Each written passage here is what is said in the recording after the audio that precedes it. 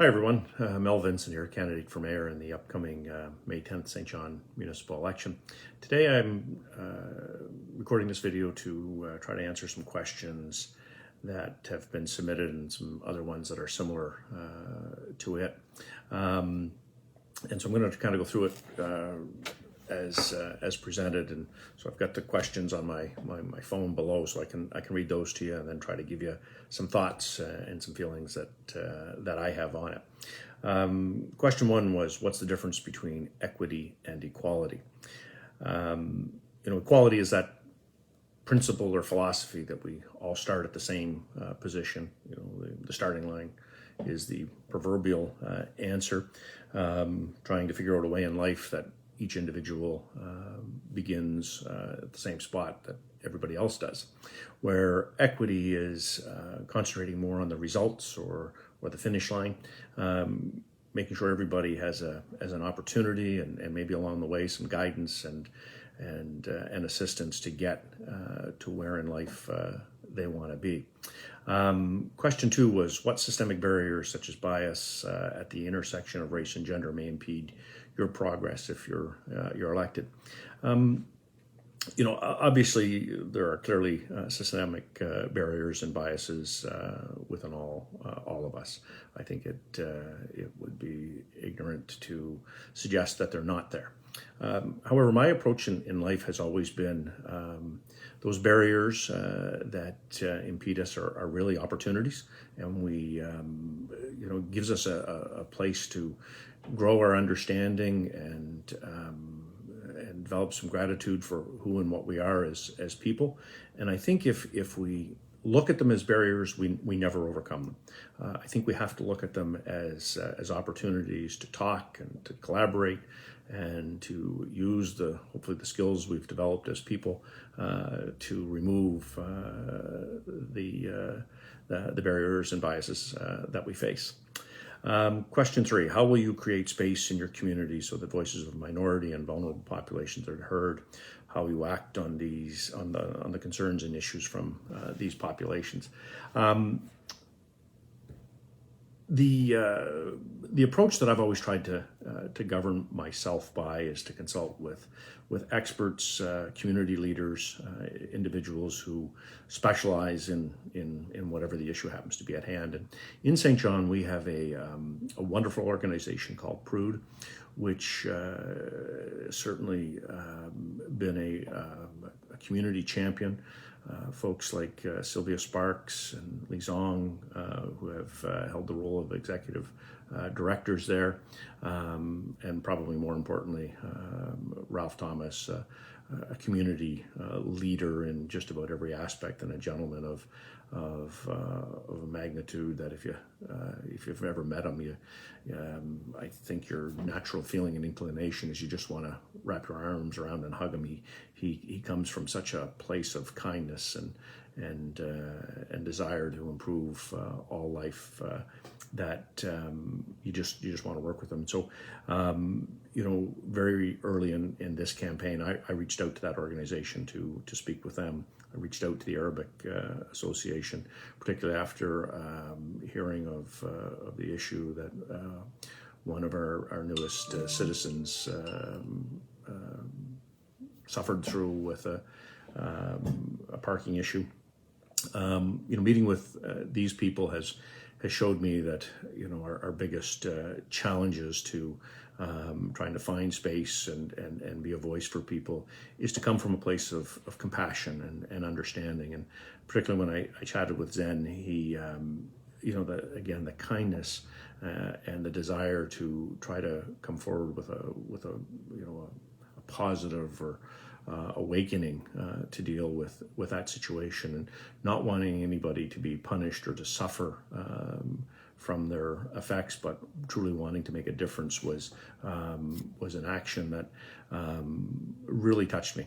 I felt very moved by that. So for me, creating space is about making sure not only us as individuals, but our community champions have the resources and support that we can give them. Now, support isn't only financial, and St. John certainly has a financial struggle to deal with. And the more we grow our city and the more we increase our population, the better we're going to be able to support organizations like this. But it also just comes in the way of being with them. Sometimes it's not even about talking. It's standing beside them as they do their talking and trying to make a difference. Support comes in many fashions. So that would be my goal is to work with those experts and act on them. But as mayor, you certainly have to be that community champion and be prepared not only to speak out when matters come forward, but also to understand them. Sometimes speaking out too quickly can be the wrong answer, and I'm very conscious of reacting too quickly and not understanding what's really at heart. So many challenges. We've seen it locally. We've seen it in our country. We've seen it in other countries around this world. Racism is an ugly issue, but it's not an ugly conversation to have. And the more we talk, the more we understand, the more we ask, the better we can grow. Question 4: how do you currently promote an inclusive and respectful culture within your community, workplace, life, etc.? My entire life, I have been very lucky to grow up in a very diverse neighborhood and community. My father sometimes affectionately referred to our group of friends that I and my siblings had as the United Nations, because just many individuals from many different walks of life, and some of our immediate neighbors, again, their parents had recently immigrated, though they were born here just as I was. We didn't see color, race, ethnicity.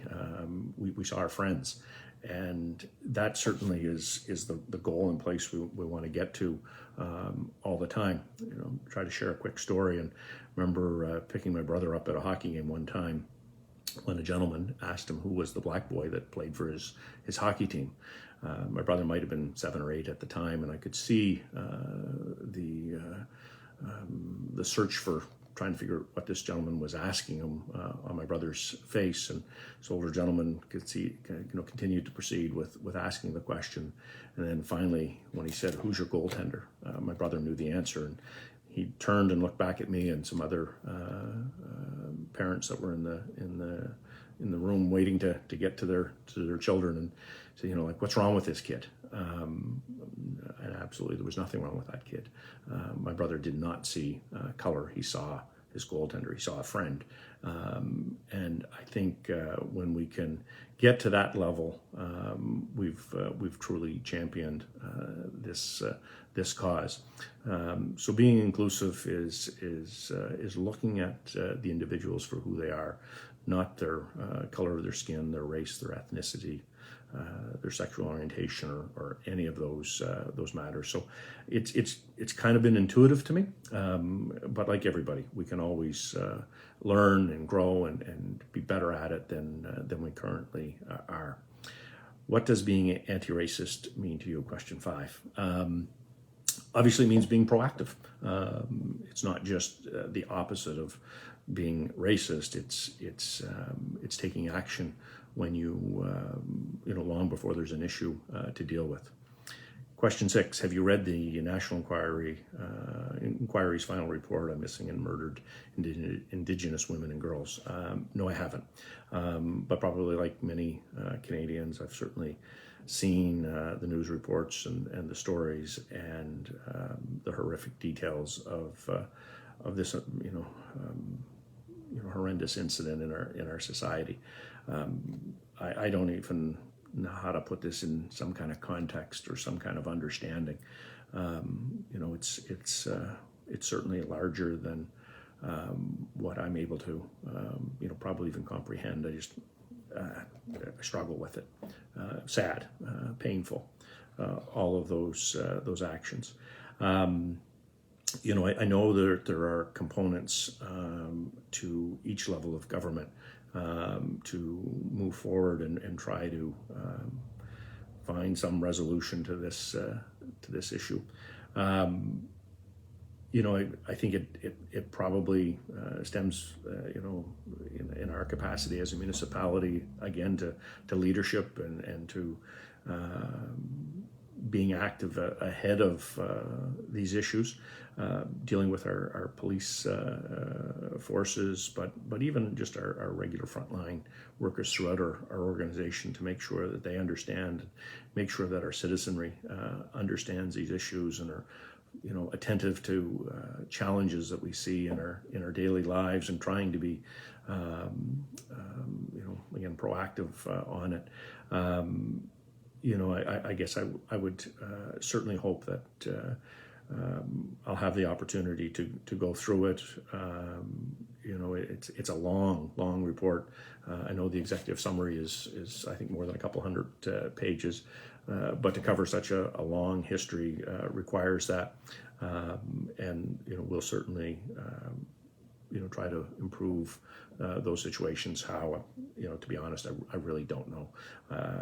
This one is a pretty complicated topic in many ways, and then probably, I suppose, in others it's got some simplicity, just to simply stop these kinds of behaviors. And there's many challenges like this in our society, and they fall to all of us to try to figure them out. And certainly as a leader, we have to show empathy and understanding and compassion. I know sometimes we want to strike out in anger and frustration, but that seldom ever solves these problems. We need to come like Zen and come from a place of gratitude and compassion, and then I think we can truly solve these. So I don't know if that answers all of your questions. Complex in many ways, but certainly appreciate the opportunity to try to comment on them, to try to grow as an individual and learn more of them. My approach in anything I undertake is try to learn and try to understand and to ask sometimes even uncomfortable questions, to probe a little bit, to grow. Throughout my life, when I look back at my own upbringing, though it was inclusive, and though my parents were very wise at showing the world to us and trying to help us understand it, I certainly know who I was as a young teenager is not who I am today. My views on life change as I age, but probably more importantly, as Ralph Thomas said, as I learn to understand things. And I'll continue that path to grow as a person. Learn from many of these scenarios. So again, hope that helps a little bit to bring you some light on how I will approach issues like this. But again, thanks for the questions, and certainly appreciate this opportunity. Thanks, everybody. Take care.